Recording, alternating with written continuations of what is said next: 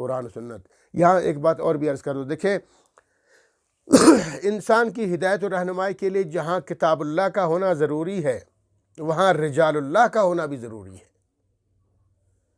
بغیر رجال اللہ کے کتاب اللہ کو سمجھنا مشکل ہے۔ سب سے پہلے سورہ فاتحہ میں بھی ہم نے یہی پڑھا تھا کہ اہدنا الصراط المستقیم، اے اللہ مجھے صراط مستقیم پہ چلا دے۔ تو اللہ نے پھر یا ساتھ یہ بھی کہا کہ صراط مستقیم کون ہے؟ اللہ تو یہ بتا سکتے بھائی صراط مستقیم قرآن ہے، پڑھو اس کو۔ نہیں، یہ نہیں فرمایا، بلکہ فرمایا صراط مستقیم کے لیے رجال اللہ کا ہونا ضروری ہے، اہل اللہ کا ہونا ضروری ہے، اللہ والوں کا ہونا ضروری ہے، ان کے نقش قدم پہ چلنا ضروری ہے۔ اس لیے فرمایا من النبیین، وہ اہل اللہ کون ہے؟ رجال اللہ کون ہے؟ انبیاء ہے، وہ صدیقین ہے، وہ شہداء ہے، وہ صالحین ہے۔ ہاں یہ فرمایا۔ اور اللہ کے رسول صلی اللہ علیہ وسلم نے بھی فرمایا کہ یا ایھا الناس انی ترکتم، میں تم اندر دو چیزیں چھوڑ کے جا رہا ہوں، کتاب اللہ و عترتی و اہل بیتی، میں اپنے اہل بیت اور اپنی خاندان، اپنی اولاد کو چھوڑ کے جا رہا ہوں، اور کتاب اللہ کو چھوڑ کے جا رہا ہوں۔ اگر تم ان پر چلو گے لن تضلوا، گمراہ نہیں ہو سکو گے، ہدایت پالو گے۔ تو رجال اللہ کا بھی ذکر فرمایا، ٹھیک ہے۔ اور اسی طرح فرمایا کہ اقتدوا بالذین من بعدی ابو بکر و عمر، بخاری شریف میں ہے کہ میرے بعد اقتداء کرو ابو بکر و عمر کی، ان کی اتباع کرو۔ تو رجال اللہ بتا رہے ہیں، جہاں قرآن کا ذکر ہوا وہاں اہل بیت کا ذکر ہوا، وہاں ابو بکر و عمر کا ذکر ہوا کہ ان کو پیشوا سمجھو، ان کی اطاعت کرو میرے بعد۔ اور ایک اور حدیث میں ہے کہ علیکم بسنتی و سنت الخلفاء الراشدین، علیکم بسنتی و سنت الخلفاء الراشدین، خلفاء راشدین کی سنت تم پر اس طرح لازم ہے جیسے میری سنت لازم ہے تم پر۔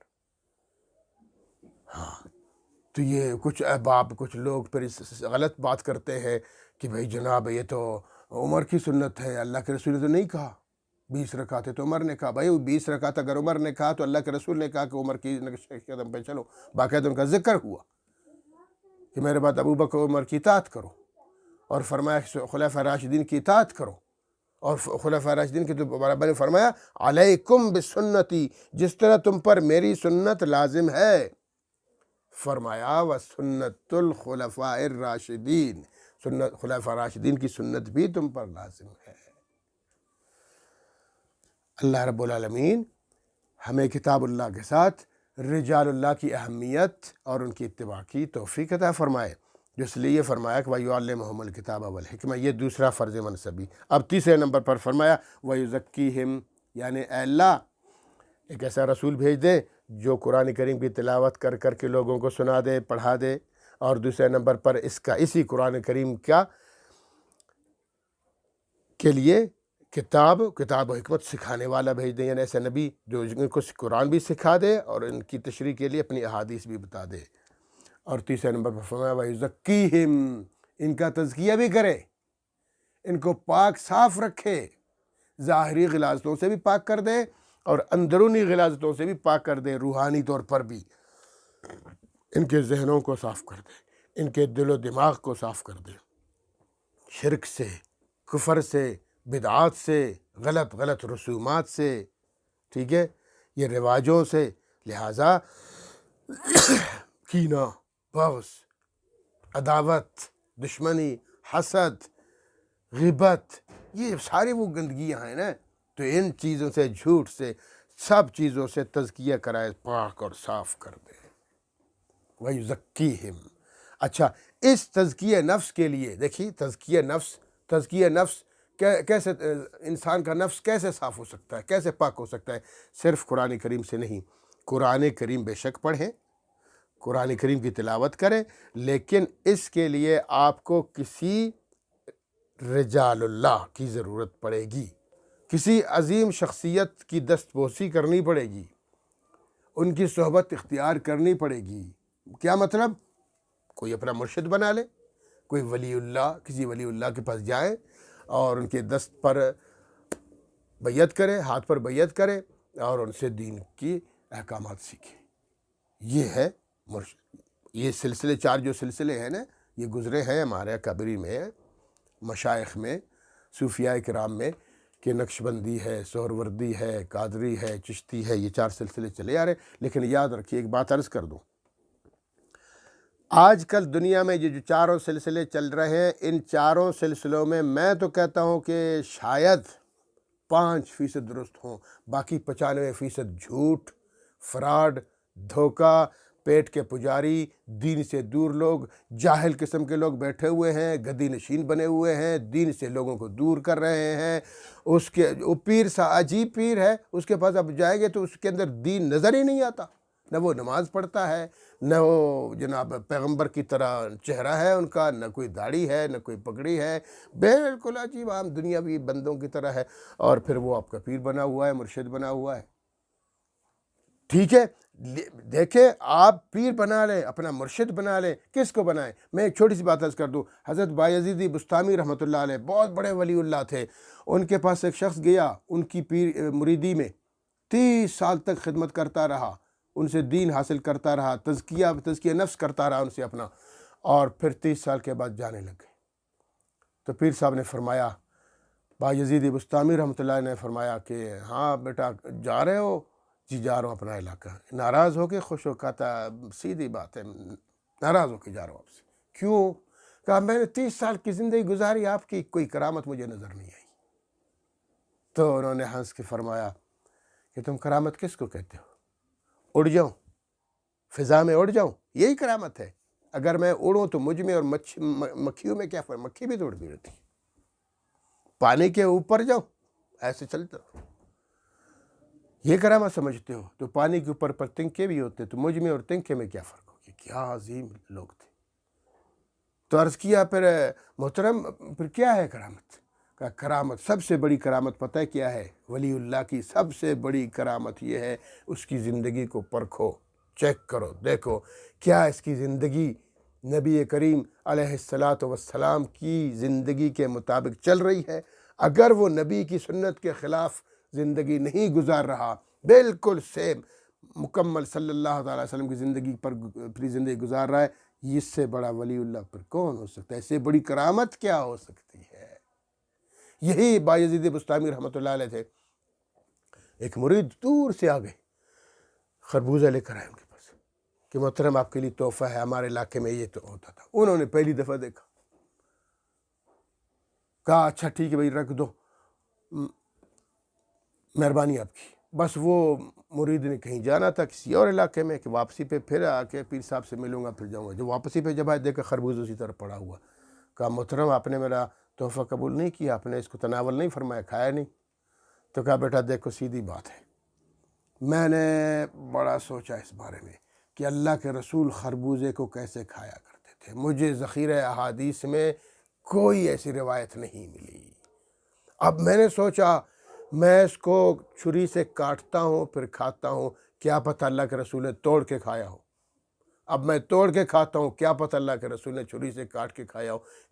مجھے نبی صلی اللہ علیہ وسلم کی سنت اس بارے میں نہیں ملی، لہٰذا میں معذرت خواہ، میں اس کو نہیں کھا سکتا۔ سبحان اللہ، یہ ہوتے تھے اولیاء کرام جو حالانکہ یہ تو فرض بھی نہیں ہے، عام چیزوں کو کھانے کے بارے میں بے شک جو ہم کو حدیث ملتی ہے کہ بسم اللہ پڑھ کے شروع کر دے تو باقی اپنے حساب سے کھا لیں، اس میں تو کوئی گناہ بھی نہیں ہے۔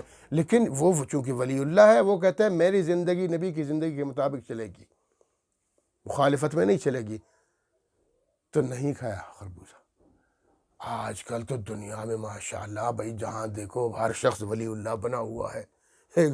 ایک یہ ولی اللہ بنا ہوا ہے شف والا، موبائل پہ بھائی موبائل پہ دم کرتا ہے، اور ایسے نفسیات، ماہر نفسیات ہے نا، ایسے لوگوں کو بنایا ہے کہ بس جناب لوگ کہتے ہیں پہنچتے ہیں شف مارتا ہے ٹھیک ہو جاتا ہے۔ اب تو کچھ میرا خیال چینلوں میں کچھ آیا ہے کہ اس کے سارے فراڈوں کا پتہ، لوگوں کی زبانوں سے گولیاں نکلواتا ہے، کیلے، تو وہ چینل والوں نے بتا دیا، مجھے نام نہیں ہے چینل کا پتہ نہیں کچھ، کہ یہ سارے گر ہم نے سیکھ دیے اس کے، یہ سب فراڈ ہے، دھوکہ ہے۔ تو یہ عجیب پیر بنے ہوئے ہیں، ولی اللہ بنے ہوئے ہیں، اللہ کے اولیاء کے نام پر جھوٹ بولتے ہیں، اپنے پیٹ پالتے ہیں، لوگوں کو گمراہ کرتے ہیں۔ اللہ پاک ہمیں ان سے محفوظ فرمائے۔ اولیاء کی کرامتیں برحق ہیں، اولیاء عظیم ہوتے ہیں، اللہ کے نیک بندے ہوتے ہیں، لیکن ان کے نام پر کھانا، جھوٹ بولنا اور دین میں افتراء کرنا، غلط باتیں بتانا اور اپنے آپ کو ولی اللہ ظاہر کرنا، اللہ ہمیں ایسے لوگوں سے محفوظ فرمائے۔ تو فرمایا وَيُزَكِّيهِمْ، ایسا رسول بھیج دیجئے میرے پیغمبر جو ان کا تزکیہ نفس کرے۔ ہاں، ولی اللہ وہ ہوتا ہے جو اللہ کی عبادت پہ لاتا ہے۔ ولی وہ نہیں ہوتا جو اللہ کی عبادت سے ہٹائے لوگوں کو، اپنی عبادت پہ لگا لے اور کچھ خرافات پہ لگا لے۔